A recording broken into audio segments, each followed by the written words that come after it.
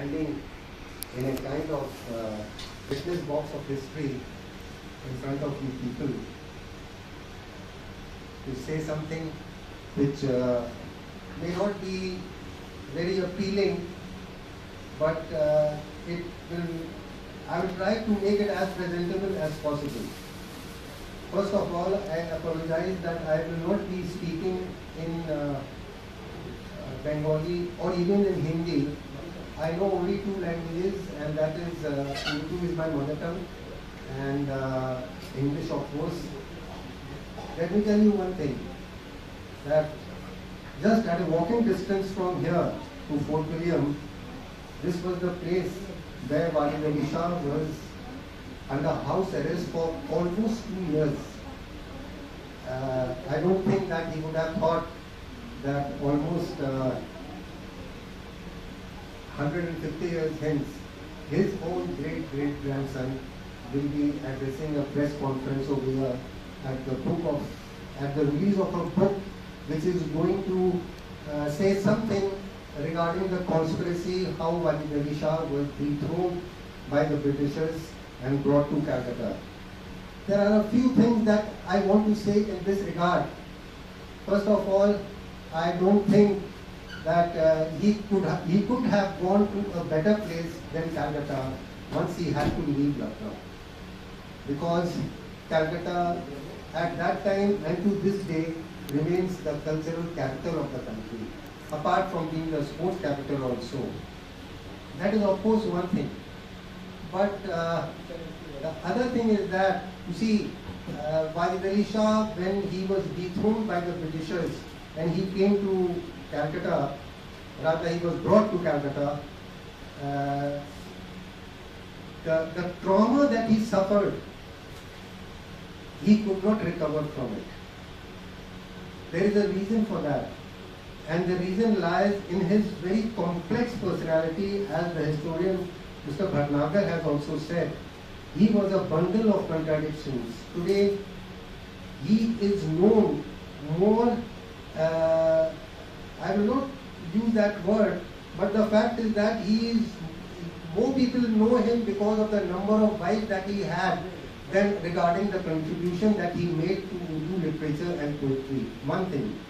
Second thing is that, you see, there are some people who know him for introducing potato in the biryani of Calcutta. That is also an achievement. But there are other things which distinguish him not only as a very compassionate and just ruler, but also as a poet. You see, he was a poet king like Bahadur Shah Zafar.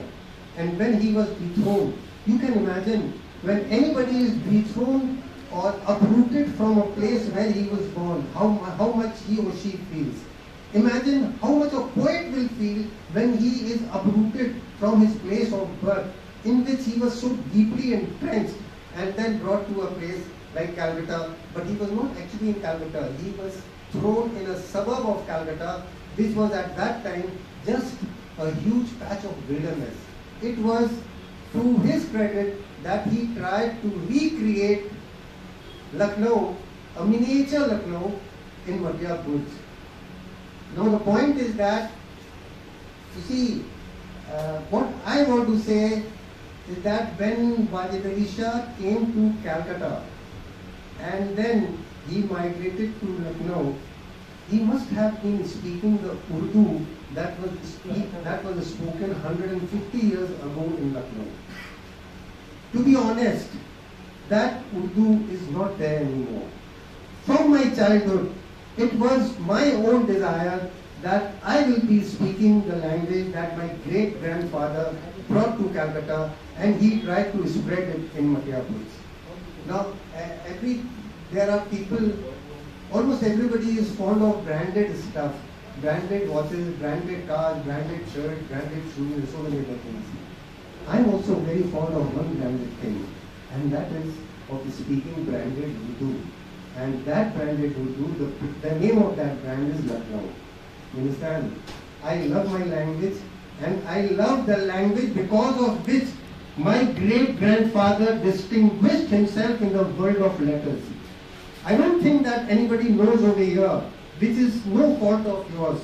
There are many people, even Urdu speakers, who don't know that the longest poem in Urdu literature and poetry was written by Wajid Shah, consisting of 48,000 couplets. Sabatul Qulub, you understand? The people, they don't know about it. But that is not the point. What I want to say is that anybody attempting to understand the complex intricacies of Wajid Shah's personality will not be able to do so unless he knows something of Urdu. You see, I'll give you an example. This is like trying to understand Shakespeare without knowing English, or trying to understand Gurudev without knowing Bengali. You see, our national anthem is in Bengali, isn't it? It is in Bengali and it's a masterpiece, there is no doubt about it. But the final nuances in it can be understood really by people whose mother tongue is Bengali, and only they can sing it the way he had written it. Otherwise, a person like me, who is an outsider to Bengali, he will not be able to sing it the way as which an original Bengali will sing it. This is what I just want to say, is that, you see, whatever was, just now, my friend had taken the name of Rosie Evelyn Jones.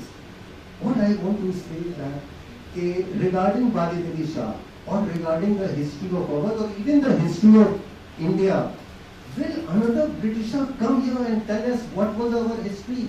Or we will tell them that what was our history? One thing. Second thing is that, will another Britisher will come and decide who was the last king of ours? Or we will decide who was the last king of ours? One thing. Second thing is that, we among Indians will decide who was the last king of ours.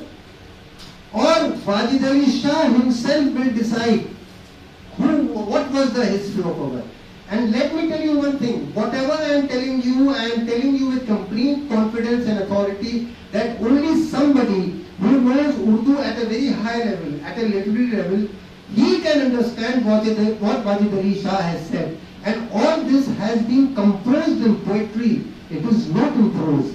And to understand poetry of any language, whether Urdu or Bengali or English or any other language, is not an easy thing. If you learn a language, you can understand that language in prose, but not in poetry. Poetry has its own idiom, it has its own flavor, and it has a distinct inclination which is very different from the prose. That is why today I am proud that Bengali is the language in the country which got a Nobel laureate because of Bengali language and poetry it was, Gitanjali it was, and not for any other reason. That I want to impress this upon all you distinguished people, that you cannot understand Wajid Shah unless somebody explains it to you through Urdu poetry and literature what he had said.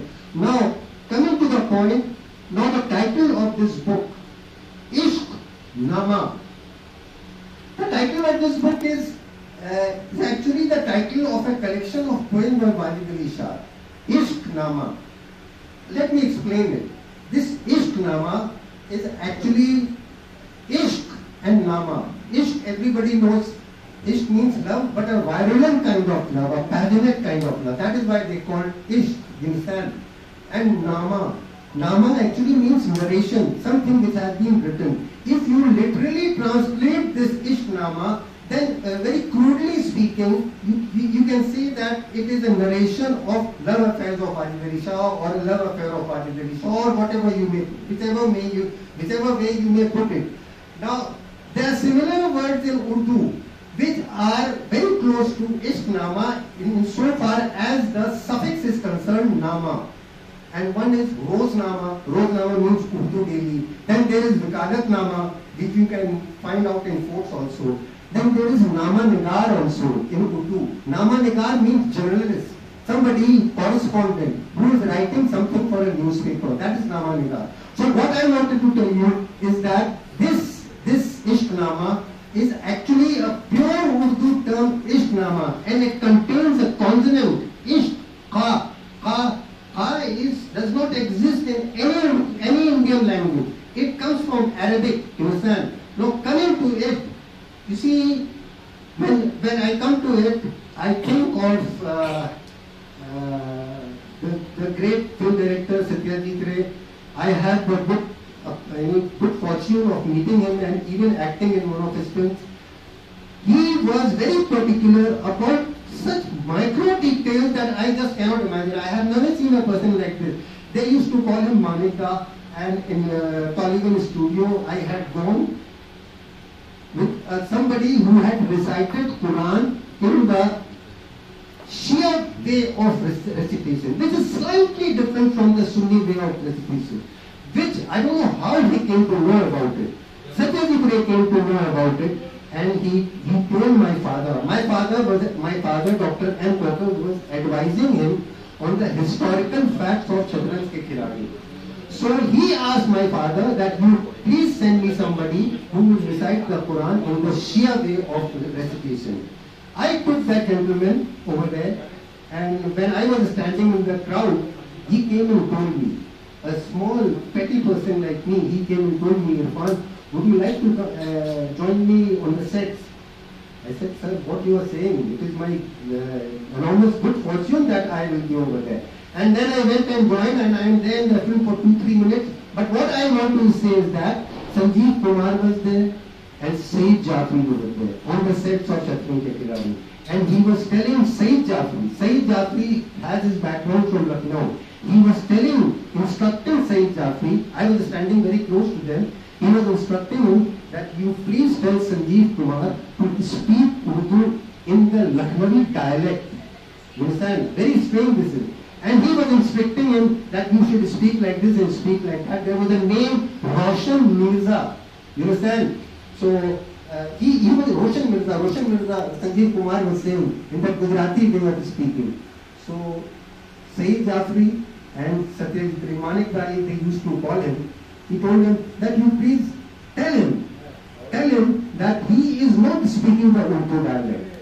So he said, Saeed Jafri told Sanjeev Kumar that you should say Roshan Mirza. Roshan. It is not Roshan, it is Roshan. Roshan means very bright. So he said Roshan Mirza. So Saeed Jafri said he was not so bright that you are telling him Roshan Mirza, and Satyajit Ray also started laughing. But I learned something over there. So what I wanted to say is that not only I learned about the dialect of Urdu, but I also learned how Satyajit Ray was so meticulous about the smallest details in his films. And this brings me to another part of Wajid Ali Shah. You see, I think almost all of you must have seen the movie, and in that movie he has shown the dethronement of Wajid Ali Shah, but he has shown nothing about Wajid Ali Shah's conjugal life, about what kind of person he was and how many wives he had or whatever he was. He just showed how a poet king was dethroned and brought to Calcutta. That was all. And it was in the background of Shatranj ke Khiladi, in which two chess addicts were playing the game. And this is what happened. Now what I want to say is that if he wanted, Satyajit Ray could have emphasized the other part of Wajid Ali Shah, which would have been market selling also. But he did not do that. You understand? That is where his greatness lies. You understand? And in spite of that, that film became a great hit. This is what I want to say is that Wajid Ali Shah's personality, he had many wives. About what he himself has said, that he had 70-80 wives or something like that, but not at a stretch. In Islam, you can have only 4 wives. And anything more than that, in Shia custom, in Shia sect, you can have a nikah with them, but not nikah. So, and one thing more, my friend has said that he was a very religious and devout Muslim, you understand? He never touched liquor. He was very particular about his prayers and everything. Now, when he was, you see, his personality was so religiously focused that, you see, in Islam, you cannot look at a woman who does not belong to your intimate family. So the females who used to work in his Mahal, he solemnized nikah kind of nikah with them, which is a limited kind of, which means that if he looks at them, then that will not be a sin. But he had no relationship with them. You understand? Now, this thing, as it so happens, kept on snowballing like anything, and today it became very famous that Wajid Shah was a womanizer, and he used to do this and he used to do that, which is human nature. Now, what I want to say is that Wajid Shah was a religious person, as he said, and it so happened that there is a mosque in Matyabut which was getting inaugurated. You understand? It was built by Wajid Shah only. And Wajid Shah and other people and the priests who were sitting over there, he said that only somebody who has not missed his morning prayers will inaugurate this mosque. Morning prayers are held before sunrise. So when nobody stood up, he himself stood up, the king himself. And he went and inaugurated the mosque, proving that he was the one whose morning prayer was never missed. So devout he was. Now, instead of remembering these things, people are shedding more light on the other part of it, which is actually not much. At that time, having many wives was no big deal. Anybody who was in power, even Shivaji, even Rana Pratap, so many people, it was a custom to have many wives for the feudal lords, the kings, the Maharajas and everybody. Today, it is not so. But at that time, it was normal. But today, only he is maligned for having so many wives and nobody else is maligned. I wanted to say this and clarify this because people don't remember him for what is good. They only remember him for the other part of it. That is one thing. Now, what I want to say is that, you see, he was a poet king and he was dethroned and uprooted from Lucknow. People who are familiar with Greek philosophy, they know that Plato had said that poets and not politicians should rule the world. What Wajid Shah tried to do was to bring down this idealism from the skies to the earth, and he tried to bring about a very compassionate administration in Lucknow that a poet could have done, but because the poet has no power, and he was a poet and a king also, so he utilized the power of a king to propagate a very compassionate, cultured and civilized and very political kind of admiration that he wanted. He used to encourage the poets, he used to encourage the writers, and he used to encourage the fine arts, music, poetry, so many things he did. But people unfortunately don't remember him for that. They remember him for the sadder things.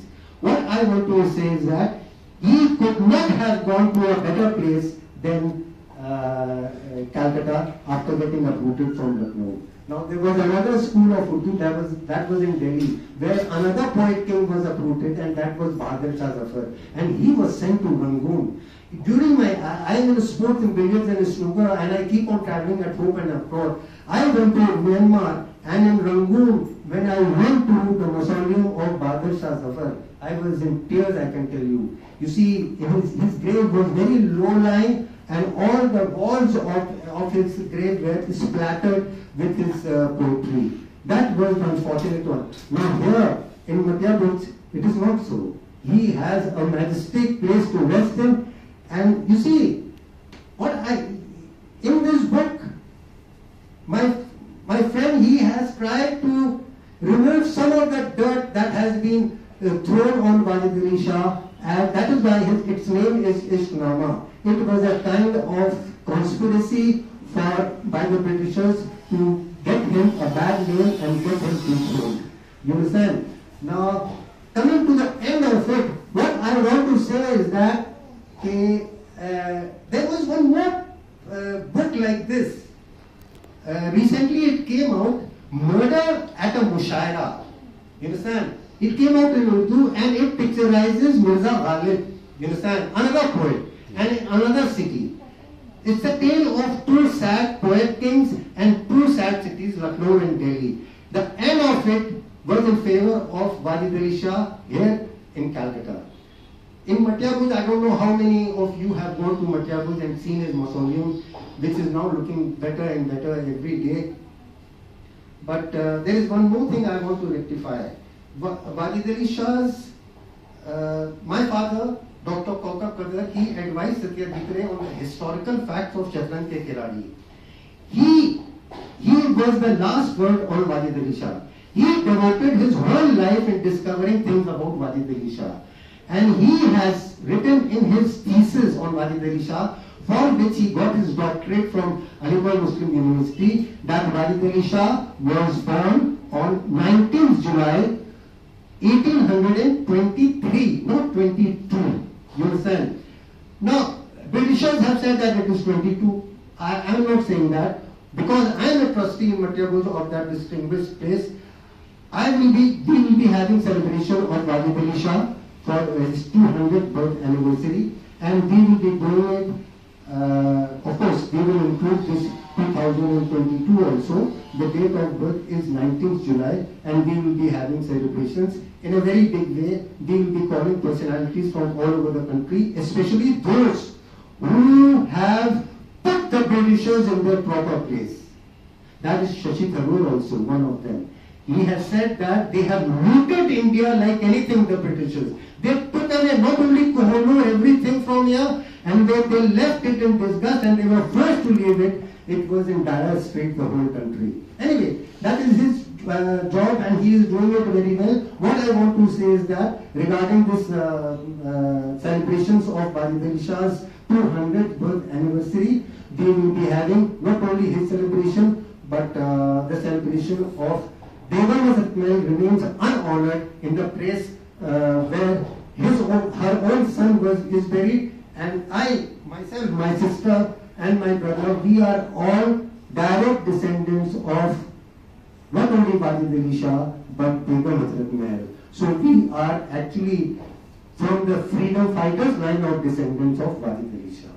This I have said, and I hope I have explained some darker sides of what people have been thinking about Wajid Ali Shah.